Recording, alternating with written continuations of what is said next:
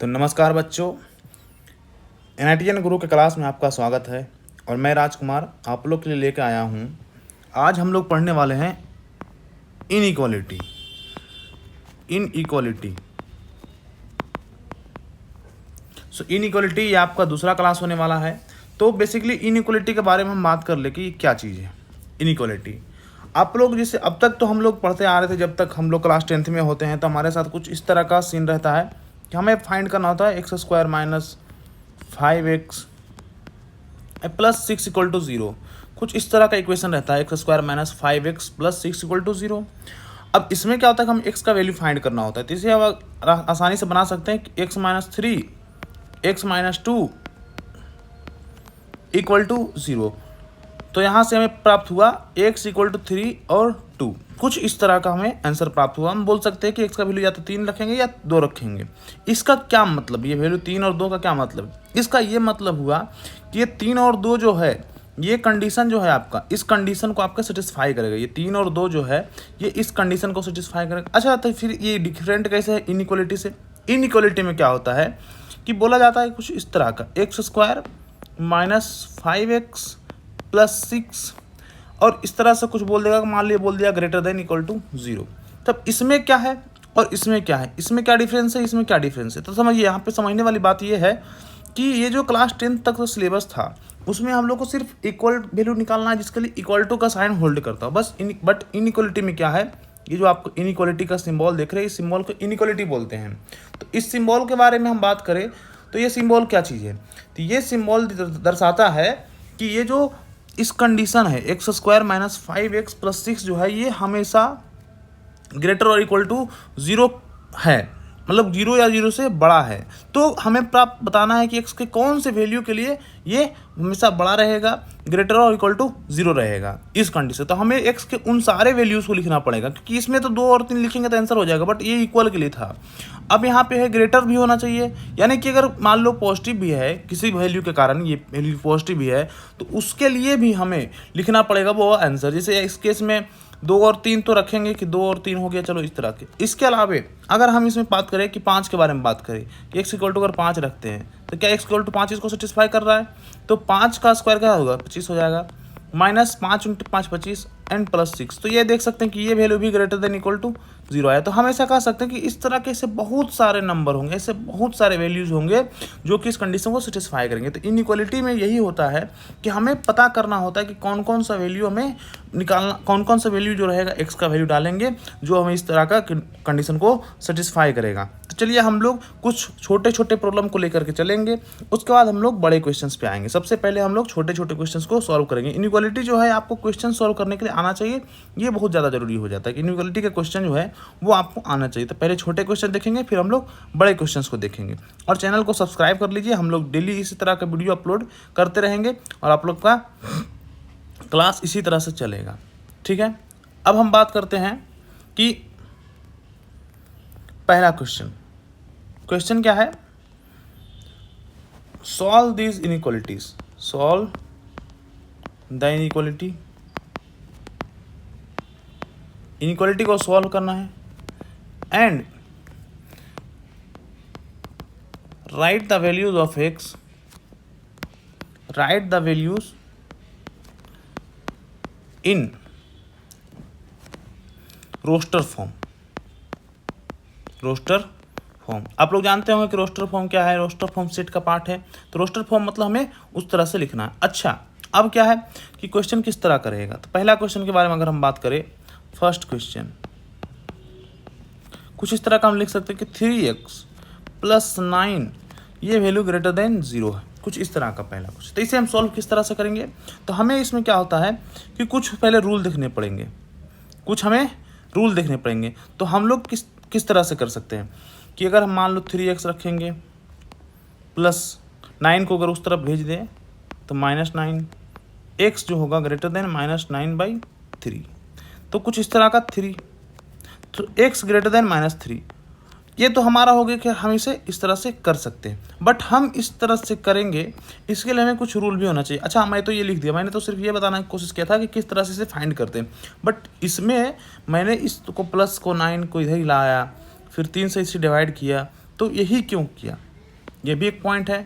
तो इसके लिए हमारे पास कुछ स्पेसिफिक रूल होते हैं, कुछ रूल होते हैं। इस तरह से सॉल्व तो इस तरह से किया जाता है, इस तरह से करते हैं, बट इसके लिए कुछ रूल है जिस रूल के बारे में हम लोग ध्यान देंगे। वो फंडामेंटल एलिमेंट्स है, तो उस एलिमेंट्स के बारे में ध्यान देंगे। तो हम लिख सकते हैं heading some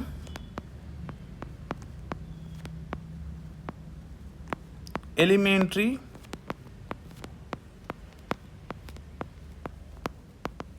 property of inequalities।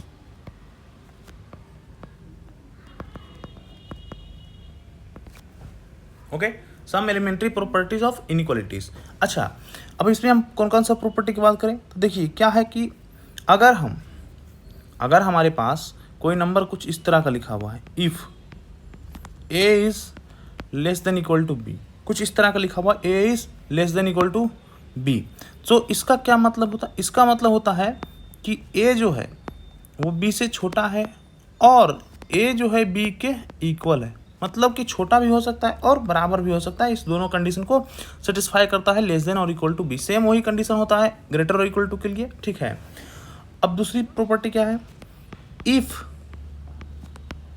a is less then b, तब हम लोग क्या कर सकते हैं कि किसी भी a is less then b, तब हम लोग कोई कांस्टेंट वैल्यू जो है दोनों साइड जोड़ सकते हैं और दोनों साइड घटा सकते हैं। तो हम लिख सकते हैं कि a जो होता है plus minus k, same sign b plus minus k। इसका क्या मतलब हुआ? इसका मतलब ये हुआ कि हम किसी भी नंबर को जोड़ सकते या घटा सकते हैं इनइक्वालिटी के दोनों तरफ, और साइन जो होगा वो सेम रहेगा, साइन में चेंजिंग नहीं आएगा। के कैन बी एनी नंबर, के कोई नंबर हो सकता है। ये तो एक प्रॉपर्टी। दूसरी प्रॉपर्टी को, तीसरी प्रॉपर्टी के बारे में बात करें, if a is less then b and c is less then d। सो इसे हम इस तरह से समझ सकते हैं कि इसमें हम दो इनइक्वालिटी अगर सेम इनइक्वालिटी हो, ये भी लेस देन है, ये भी लेस देन है, तो इन दोनों को हम जोड़ सकते हैं। a प्लस सी जो होगा वो b प्लस डी से छोटा होगा। इस तरह का प्रॉपर्टी हम लोग लिख सकते हैं, ठीक है, a प्लस सी। अच्छा, इसमें फिर एक अगला प्रॉपर्टी जो होता है, हम सिर्फ जोड़ सकते हैं अगर सेम इनइक्वालिटी का साइन है तो ही हम जोड़ सकते हैं। उल्टा रहे तो उसमें माइनस लगा करके साइन चेंज कीजिए, उसके बाद जोड़िए, आपका आ जाएगा, ठीक है। नेक्स्ट प्रॉपर्टी हम बात करें, if a is less then b, if a is less then b, तब हमारे पास दो केस होता है। कौन कौन सा केस? हम लोग इसमें कोई कांस्टेंट मल्टीप्लाई कर सकते हैं, हम इसमें कोई कांस्टेंट दोनों साइड मल्टीप्लाई कर सकते हैं, सेम कांस्टेंट दोनों तरफ मल्टीप्लाई कर सकते हैं, तो उसके लिए भी केस होता है। क्या हम लोग लिख सकते हैं? ए के इज लेस देन बी के, मतलब हम के से मल्टीप्लाई कर रहे हैं और साइन कन्वर्ट नहीं हो रहा है, साइन चेंज नहीं हो रहा है। ये होगा सिर्फ और सिर्फ ओनली इफ के इज ग्रेटर देन 0।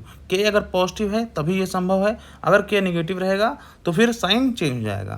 तो लिख सकते हैं ए के इज ग्रेटर देन बी के, क्योंकि देखिए यहाँ पे लेस देन था, यहाँ पे ये ग्रेटर देन हो गया। ओनली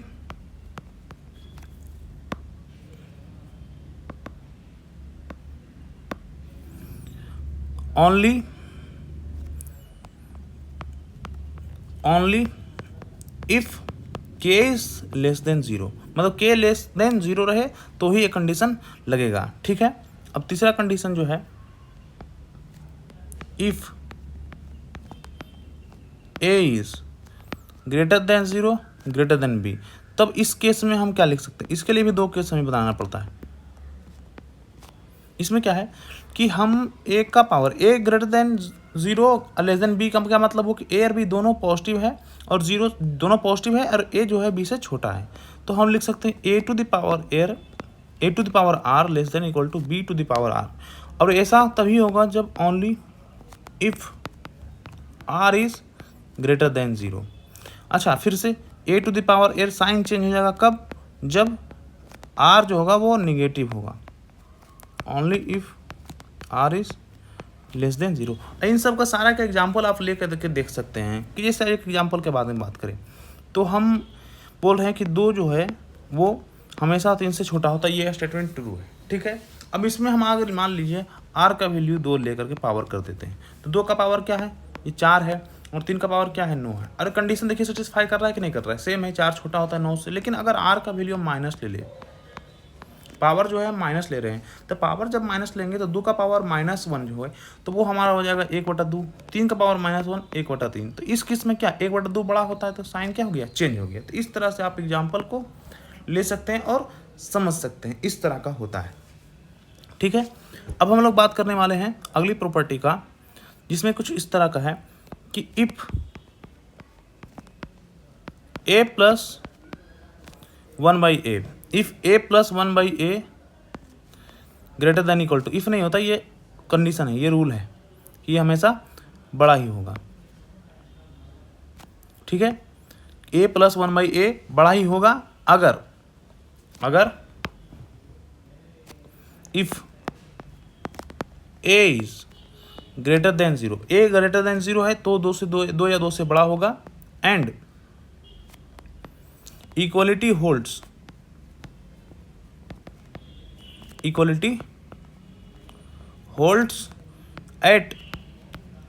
a = 1, मतलब इक्वल हो जाएगा। जब a का वैल्यू 1 ले लोगे तो ये भी 1, वो भी 1 और 2 के बराबर हो जाएगा। ठीक है, तो ये तो हो गया। अब अगला क्या है, दूसरी जो होती है इसके बाद की property, a + 1/a is always less than -2 if a is less than 0 and equality holds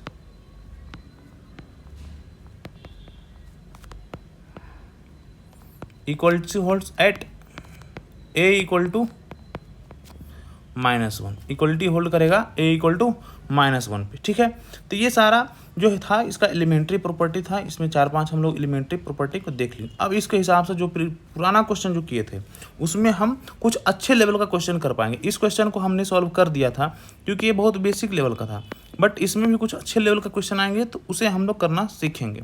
तो जैसा कि देखिए क्वेश्चन है, क्वेश्चन नंबर 1 क्वेश्चन है कि 6x - 3 इज लेस देन और इक्वल टू 9x, ठीक है, +12, 9x + 12 कुछ इस तरह का है। अब हमें बताना है कि x का कौन सा कंडीशन सेटिस्फाई करेगा। तो हम क्या करते हैं, इस 9x को रहने देते हैं, इस 6x को उस तरफ लेके चले जाते हैं और इस 12x को उस तरफ लेके आते हैं। तो हम लिख सकते हैं कि -3 पहले से था, -12 और साइन जो है वो तो सेम ही रहेगा, साइन 9x - 6x। ठीक है, तो -12 क्या -15 हो गया, और स्मॉलर देन ये 9x - 6x ये हो गया 3x, और 3 का है पॉजिटिव है, तो पॉजिटिव नंबर से डिवाइड करने पे साइन चेंज नहीं होता है। तो हम लिख सकते हैं -15/3 लेस देन और इक्वल टू x। सो इसका क्या मतलब हुआ, इसके कितने बार में काट सकते हैं, 5 बार में, तो -5। सो हम क्या कर सकते हैं, इससे निष्कर्ष निकाल सकते हैं कि ये जो है x का वैल्यू -5 से बड़ा है। अच्छा, x का वैल्यू -5 से बड़ा है, इसे हम किस तरह से रिप्रेजेंट करते हैं, रोस्टर फॉर्म में। तो हम बोल सकते हैं कि -5 से लेकर के इनफाइनाइट तक, और -5 पे इक्वल साइन है तो -5 with close sign to open, इस तरह का क्वेश्चन होता है, समझ रहे हैं ना। तो इस तरह से हमें क्वेश्चन को सॉल्व करने के लिए आना चाहिए। तो ये सारा बेसिक एलिमेंट्री प्रॉपर्टी हो गया, और भी इस पर क्वेश्चन कर सकते हैं। जैसे कि एक और क्वेश्चन ले लेते हैं, दूसरा क्वेश्चन जो है वो है हमारा 3 लेस देन और equal to 6x - 2 is less than equal to 9। ठीक है, ये एक क्वेश्चन है। तो इस तरह के क्वेश्चन में क्या होता है, तो इसमें देखिए 2 इनइक्वालिटी है, तो हम क्या करेंगे कि इन दोनों को एक बार सॉल्व करेंगे, फिर इन दोनों को एक बार सॉल्व करेंगे, उन दोनों का जो इंटरसेक्शन पार्ट होगा, कॉमन पार्ट होगा, सिर्फ उसी को कंसीडर करेंगे। अगर कुछ कॉमन मिलेगा तो कंसीडर करेंगे, नहीं कॉमन मिलेगा तो हम लोग बोल देंगे कि कॉमन कुछ नहीं है, तो answer is 5। So we can write 3 less than 6x - 2, okay, and 6x - 2 less than 9। So we can take this -2 उस तरफ से ले लेंगे, 5 लेस देन 6x, और हम लोग लिख सकते हैं 5/6, ओके। सो 5/6 एंड x, सो हम बोल सकते हैं कि x जो है वो 5/6 से बड़ा है इस केस में। अच्छा, इसको अब सॉल्व करने आ रहे हैं, इसे हम सॉल्व कर सकते हैं। तो 6x एंड लेस देन क्या है 9 और प्लस 2 11, इस 2 को उधर लाएंगे तो ये 11 हो जाएगा, ठीक है। तो हम लिख सकते हैं x 11/6, ठीक है। अब देखना इसमें ये है कि इन दोनों के, ये बोल रहा है 5/6 से बड़ा, ये 11/6 से छोटा। अब दोनों में से बड़ा कौन है, तो बड़ा तो ये 11/6 है, छोटा कौन है 5/6 है। तो हम x जो लिखेंगे, x का जो वैल्यू लिखेंगे वो हमारा फाइनली लिखाएगा, x की जो वैल्यू होगी, एक सेकंड टेक्निकल इशू है, ठीक है, हाँ आ गया जी। तो हम फाइनली लिख सकते हैं कि x का जो वैल्यू होना चाहिए 5/6 से बड़ा होना चाहिए और 11/6 से छोटा होना चाहिए, क्योंकि हमें इंटरसेक्शन लेना है, तो ही हमारा कंडीशन को सेटिस्फाई करेगा। इस तरह का क्वेश्चन जो होता है बहुत आसानी से बना सकते हैं। तो ये तो बहुत बेसिक है, इस तरह का क्वेश्चन आता भी नहीं है और पूछा भी नहीं जाएगा, ठीक है।